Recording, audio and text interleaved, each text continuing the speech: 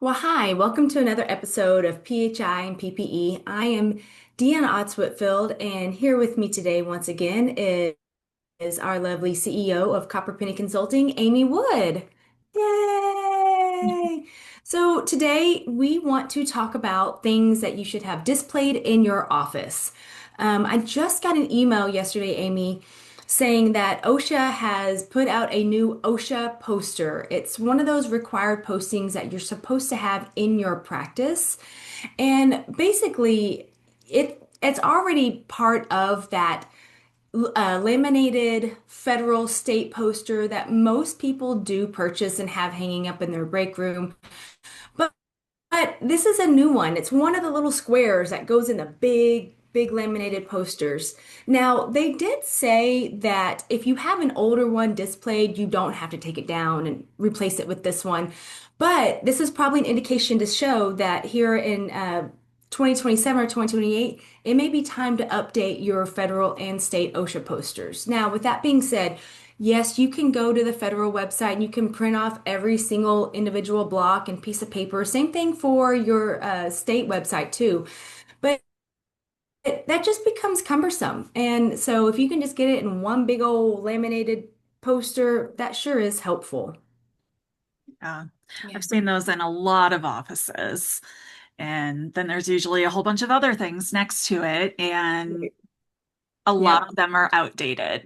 A lot of them are outdated, and not every single block on those posters is updated on an annual basis, but a lot of times there's several blocks that are updated at one time. So that's why we recommend to update those every 2 to 3 years, perhaps. And if you have any blank, fill in the blanks on those blocks. Be sure and fill them in with your office information. Those posters are required for your staff members to view and have access to and receive information from. That's why they're required to be hanging up in your practice. Yeah, not just to be a pain in the butt. It's really for overall safety because if someone does get hurt on the job, you want to take care of them. Absolutely. I would feel the same about anybody at Copper Penny. If Mhm. anybody else got hurt, I would feel horrible and guilty, and I'd want to make sure that you guys are taken care of. Of course. Yeah. Of course, of course. What kind of stuff are offices required to be hanging up as far as HIPAA goes? Oh, yeah. Well, I mean, there's not really anything that's required per se, but I do have some recommendations. The only one that is actually required, and it's not necessarily a poster, it's the Notice of Privacy Practices, and it does need to be updated as of February 2026. It has to have the substance use disorder disclaimer that we're going to protect that information the same as we do any other information should you collect it. And if information is sent out of your office, it's no longer in your care, custody, and control, and you're not responsible for it. So those were the two updates. I know we've been harping on that the last couple of episodes, but please do it correctly and Yeah. stop just trying to get free templates. Well, and and there's been so many hoopla and questions about it on social media. Oh, it's required. No, it's not. We don't, it doesn't apply to us. It doesn't. Well, we're here to say, Amy's going to tell you, yes, it is required. It is required. It's just a matter of changing some verbiage inside that notice of privacy practices, and it must be displayed in your office Yeah. for your patients to see it. Yeah, it needs to be, what I would recommend is having either brochures or a poster. You can make it pretty. You can have a beautiful frame to make it aesthetically pleasing and mixed with your decor. I've done that for offices before. Um, and it just needs to be displayed in a place where people can see it and that they can get a copy of it should they want it. So if someone says like, hey, can I have a copy of this? You need to be able to either reproduce one quickly or have one readily available, like a brochure. And those are things that we do too. We do that for clients. But that notice of privacy practices also needs to be on your website. Mhm. And that's probably the number one thing I see people get wrong with this. So I was filling out new patient paperwork for myself for a dental appointment next week, filling all that information out online, and they actually had their like legit notice of privacy practices with the privacy officer listed at the bottom, name, specific name, address, contact information. And it wasn't the privacy policy that you see at the bottom of websites. It was the office's notice of privacy practices. And I was so pleased and excited, Well, it makes you like the feel nerd I safer, am. doesn't it? Yes. When you Yes. see things like that. So when I moved back to my hometown 2 years ago, I was searching for new practices for my family. And I knew people, of course, because I grew up here, but I wanted to do some research, and not a single one of the dental practices where I'm at had their HIPAA notice of privacy practices on their website. Not one. And I was like, oh crap, am I going to have to go back to California just to feel safe? Mm-hmm. And so, fortunately, get some information out there. People do it correctly. A couple of them have started working with me, not because I'm pressuring or anything, but because people really want to do the right thing. And They that's what do. I've noticed. And there's just so much misinformation and confusion surrounding this that it becomes overwhelming. And then you see the kind of stuff that we're seeing on social media groups right now where people are like nitpicking, meh, meh, meh, meh, meh, meh, meh, meh, instead of just embracing the suck that is compliance. Yeah. Yeah. Yeah. And I think a lot of times, let's go back to the website thing. I think a lot of times these offices will leave that up to the web designer, or they have like some sort of medical group or, healthcare group that's designing these websites. And some of these websites are beautiful, but some of these designers don't understand that there are certain requirements that need to be on these websites. I want to talk, there's a couple other things that I want to mention that should be also displayed as far as OSHA goes, for offices. So OSHA is real big with their bloodborne pathogen standard about the communication of hazards. What does that mean? That means having labels inside your office to indicate where things are dirty, biohazardous, they're clean, a separation of the clean and dirty side and sterilization area. That's a CDC thing. But yeah, it's all about trying to communicate to people what you're trying to tell them, whether it's your notice of privacy practices or that biohazard sticker on that contaminated laundry basket. It really is to keep everybody safe. And you're right, Amy. I don't think, but I know offices just want to do the right thing. And no one intentionally wants to harm another individual. I mean, if you do, then, you go straight to jail. But ideally, it's a matter of some people just don't know what they don't know. So I think, having these conversations like this on PHI and PPE, we can get the word out to people because they'll be, oh yeah, you know what? That's what that roll of red biohazard stickers are for in my drawer. Okay, okay. Yeah. What you said earlier, you had some other recommendations as far Oh, as yeah. HIPAA goes. What are those? So one of the things that we started doing is having just, 8.5 by 11 sheet of paper that's a privacy reminder poster.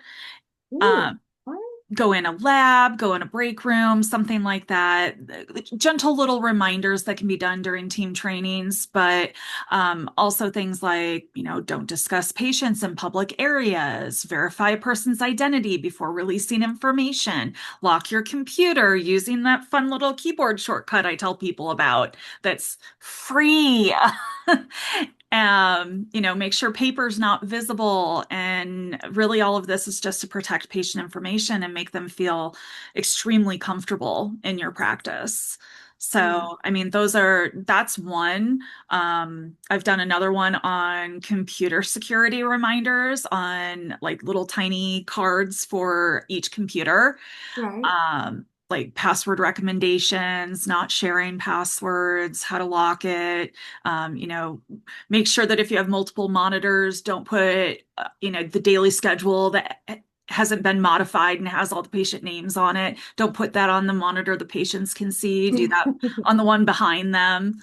Right. Um, Things like that. I mean, we've done various ones, like a fax and email reminder on how Oh, to do those appropriately, social media, photo release. yes. I Yeah, think things that's a like big one. that.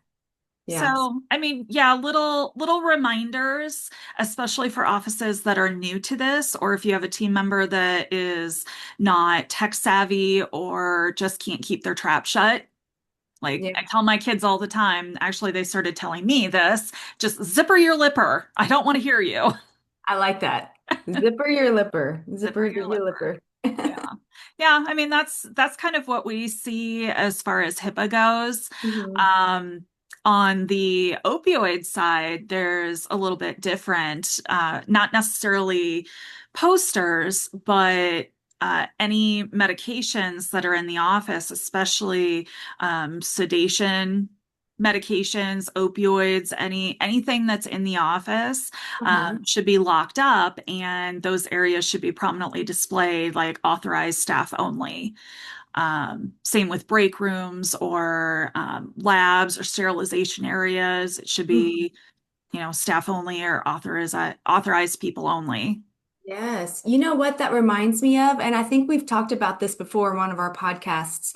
But as far as emergency exits or just exits in general in the office, oftentimes the exit signs don't always indicate that it's Which way? to the left or to the right or which way. And if you're in an emergency situation and you happen to leave an office that you're unfamiliar with, think of Yeah. yourself as the patient in that situation, and you're trying to find the exit to go out the front door, the back door, and there's all these other doors down the hallways. Having some sort of sign or label on those doors indicating whether it's an employee restroom, a storage room, a compressed gas closet will help mitigate, those situations if someone could not get out appropriately or quickly enough. So, that was a good reminder for some of these offices that have multiple doorways, multiple closets leading down a hallway going towards an emergency exit. Yeah. So multi-purpose. Especially if there's no power or there's smoke filling an office, any kind of emergency situation where visibility is low, um, Hmm. having something that says this way, go this way. This is not an exit, go this way. Because if you get trapped down a hallway and seconds count, I mean, that would be really, really, really bad situation. Absolutely. Yeah, Absolutely. yeah. And that's why we do mock drills. Yep. Yeah, disaster Absolutely. drills. Yeah, I Yep. mean, I think it's interesting that we have so many signs everywhere, but at the same time, we tend to be sign fatigued. Hmm. Isn't that the But, truth?